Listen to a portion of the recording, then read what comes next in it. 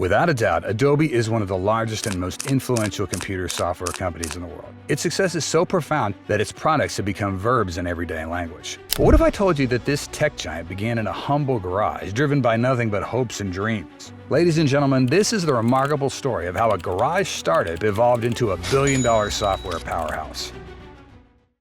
Adobe was founded in 1982 by two friends, John Warnock and Chuck Geschke, who shared a passion for innovation. Both were computer scientists working at Xerox's Palo Alto Research Center. During their time at PARC, they developed a revolutionary programming language called PostScript. This language could describe the exact position, shape, and size of objects on a computer-generated page using mathematical terms. It was unique because it didn't depend on any specific computer or printer, meaning any device that could understand PostScript could accurately display the page in high quality. Despite the groundbreaking potential of PostScript, Xerox decided not to pursue it. Refusing to let their own innovation go to waste, Warnock and Geschke took a bold step. They left Xerox and started their own company to bring PostScript to market. They named their new adventure Adobe, inspired by a creek that ran near their homes. But Warnock and Geschke weren't the only ones that saw the potential in the product. Just a few months after it was created, Steve Jobs stumbled across it and immediately knew it was going to be a hit. So he tried to buy the company for $5 million, but Warnock and Geschke turned him down because they knew it would be worth much more in the future. Their investors, however, encouraged them to strike a deal with Jobs. They eventually agreed to sell him a 19% stake in the company. Jobs paid 5 times Adobe's valuation at the time and also paid a 5-year license fee for PostScript up front. This substantial investment made Adobe the first company in Silicon Valley history to become profitable in its first year. Warnock and Geschke explored various business ideas, including a copy service and an all-in-one office printing system. Ultimately, they decided to focus on developing specialized printing software.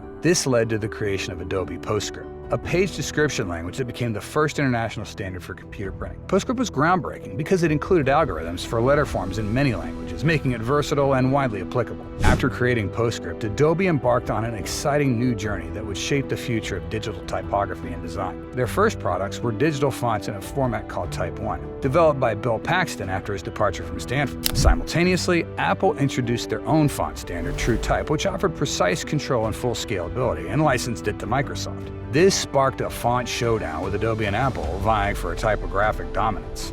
In the mid-'80s, Adobe expanded its horizons by entering the consumer software market. They launched Illustrator, a vector-based drawing program for the Apple Macintosh.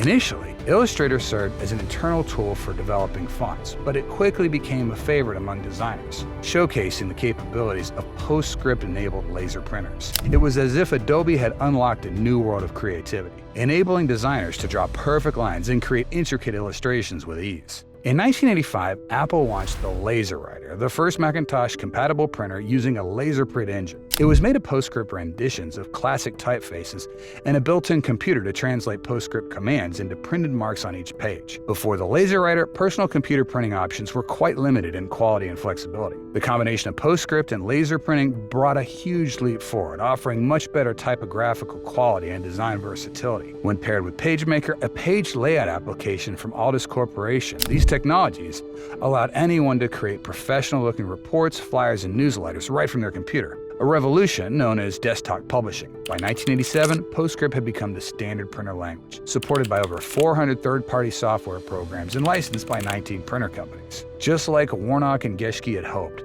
Adobe was turning out to be a roaring success before their very eyes. By 1988, the company had expanded its offerings with Kanji printer products, a move that had the tech world buzzing with excitement. To further bolster PostScript's credibility, the duo partnered with Linotype, a typesetting manufacturer, to license iconic fonts like Helvetica and Times Roman. This collaboration firmly established PostScript as the gold standard in the printing industry. But hold on to your hats, because this was just the beginning of Adobe's meteoric rise. The very next year, Adobe would launch a piece of software that would forever change the landscape of the software industry. That software was Photoshop. The story of Photoshop begins in 1987 with two brothers, Thomas and John Knoll. Thomas, a PhD at the University of Michigan, was tinkering away on his Macintosh Plus, creating a program to display grayscale images on a monochrome display.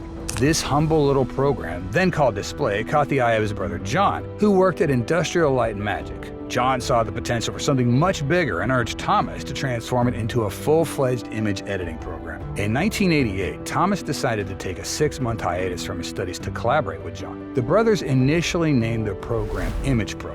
but soon discovered that the name was already taken. Later that year, they rebranded their brainchild as Photoshop and struck a short-term deal with scanner manufacturer Barney Scan to distribute copies of the program with a slide scan. About 200 copies of Photoshop were shipped this way, barely a blip on the radar compared to what was to come. While Thomas was knee-deep in code in Ann Arbor, John was jet-setting to Silicon Valley, showcasing their creation to the bigwigs at Apple Computer and Adobe. The demonstrations were a hit, especially with Russell Brown, Adobe's art director. By September of 1988, Adobe decided to purchase the license to distribute Photoshop. With John developing plugins in California and Thomas refining the program back in Michigan, the stage was set. On February 19, 1990, Photoshop 1.0 was released exclusively for the Macintosh. Little did the Knoll brothers know, they had just unleashed a revolutionary tool that would become synonymous with digital image editing, beloved by professionals and amateurs alike. And the rest, as they say, is history. Photoshop turned out to be so successful that the name even became a verb. Suddenly, everyone from graphic designers to teenagers making memes was talking about photoshopping images. Photoshop's success was partly due to its innovative open architecture, which allowed outside developers to create new features via plugins. This flexibility meant that users could customize Photoshop to fit their needs perfectly, and scores of developers jumped at the opportunity to contribute. Before long, Photoshop was the undisputed king of image editing, a status it's maintained for decades. During the 1990s, Adobe's revenues from PostScript licensing continued to climb, as did its sales of PostScript fonts. By the end of 1998, the Adobe type library boasted more than 2,500 typefaces. However, an even larger share of the platform's revenue came from sales of application software. Initially developed for the Macintosh platform, Adobe software later expanded to Unix and Windows operating systems. In the subsequent years, Adobe rapidly expanded its portfolio through a series of small acquisitions. In 1991, they introduced Adobe Premiere, a groundbreaking program for editing video and multimedia productions. 3 years later, they strengthened their hold on the desktop publishing market by acquiring Aldus and its popular PageMaker software. The following year, Adobe bought Frame Technology Corporation, the brains behind FrameMaker, a program designed for creating technical manuals and book-length documents. They also snapped up Seneca Communications Inc., the creator of PageMail, a tool for creating web pages, and SiteMail, a website management utility. By 1996, Adobe was catering to everyday consumers with the release of Photo Deluxe, a simplified photo editing program that brought professional tools into the home. One of Adobe's most significant moves in the 1990s was the development of the Adobe Acrobat product family. Acrobat was designed to provide a standard format for electronic document distribution, allowing documents to be converted into portable document format, or PDF.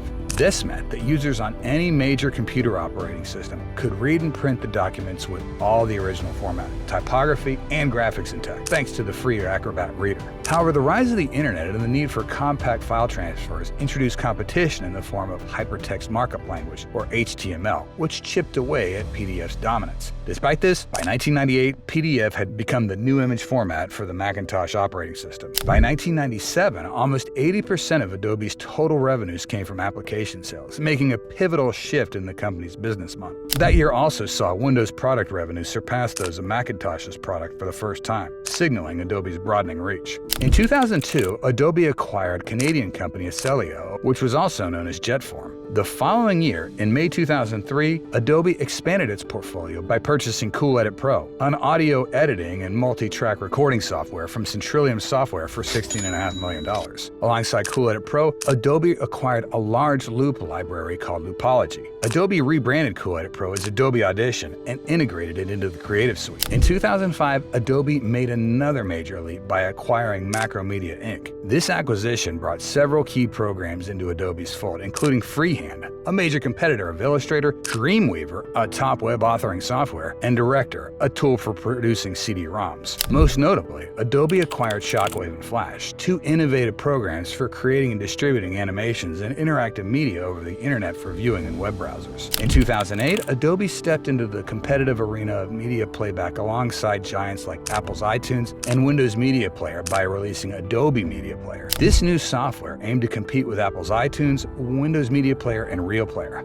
Adobe Media Player could handle several audio and video files in various formats on personal computers and was quickly adopted by several TV networks for deploying TV shows over the internet in the highly compact Flash format. Later that month, Adobe discontinued its older HTML web development software, Go Live, in favor of the more robust Dreamweaver. To ease the transition, Adobe offered Go Live users a discount on Dreamweaver and provided online tutorials and migration assistance. In the summer, Adobe launched Acrobat.com, a series series of web applications designed to facilitate collaborative work. That fall, Adobe rolled out Creative Suite 4, which included Design, Web, Production Premium, and Master Collection, available in 6 configurations priced between $1,700 and $2,500. This suite offered individual applications as well, and the Windows version of Photoshop now featured 64-bit processing. Up until this point, Adobe had one of the smoothest runs that any company that successful had ever had. However, it wasn't always the case as the company continued to grow in the 2000s. In 2010, Adobe found itself in a heated disagreement with Apple over the absence of Adobe Flash support on iPhones and iPads. Apple's then CEO Steve Jobs publicly criticized Flash, arguing it wasn't reliable or secure enough for their devices. This sparked a tech debate.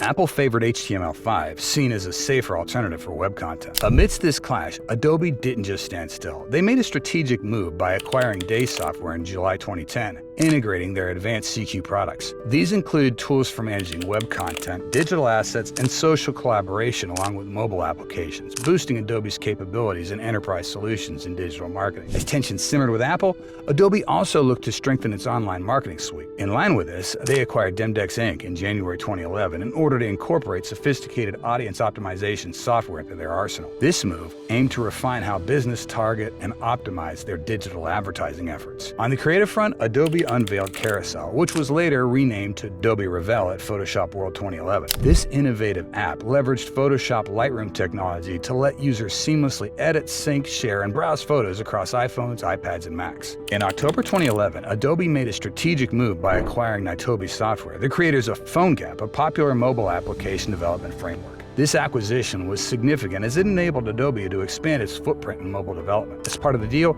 Adobe contributed the source code of PhoneGap to the Apache Foundation, where it evolved into Apache Cordova. Later that year, in November 2011, Adobe announced its decision to discontinue development of Flash for mobile devices after version 11.1. Instead, the company shifted its focus to HTML5, acknowledging the growing preference for this standard in mobile web development. In December, Adobe further strengthened its digital marketing capabilities with the acquisition of Efficient Frontier, a privately held company specializing in digital advertising and optimization. And about a year later, the company celebrated the opening of a new 280,000 square foot corporate campus in Leahy, Utah, signaling its continued growth and investment in expanding operations. Over the next couple of years, Adobe only continued to acquire smaller companies and incorporate their products into its offerings, and for the most of it, it worked. By 2020, Adobe had significantly grown in assets and market capitalization, reaching a valuation of $239 billion. But it didn't always go as planned. In September 2022, Adobe made waves by announcing its intention to acquire the software design startup Figma for a substantial $20 billion. Figma's cloud-based design tools directly competed with Adobe XD, prompting Adobe's strategic move. However, the acquisition faced immediate regulatory scrutiny, particularly from the European Commission, which initiated a review under European Union merger regulations in February 2023. As part of the acquisition agreement, Adobe agreed to pay Figma a reverse termination fee of $1 billion if regulatory clearance was not obtained or if the deal did not close within 18 months from the initial announcement. Despite efforts to address regulatory concerns, including objections from authorities in the UK and the European Union, Adobe and Figma jointly announced on December 18, 2023, that they were abandoning the merger. Despite the challenges and setbacks along the way, Adobe has emerged not only as one of the largest software companies, but also as a global corporate powerhouse. Today, its influence spans industries and continents, solidifying its position among the world's top companies. Looking ahead, the future holds great promise as Adobe continues to innovate and evolve its suite of products and services. With a track record of pioneering advancements in digital creativity and marketing solutions and enterprise software, Adobe's commitment to delivering cutting-edge technology remains steadfast. As we anticipate what Adobe has in store for its customers in the coming years, it's clear that their impact on technology and creativity will continue to shape industries and inspire innovation worldwide.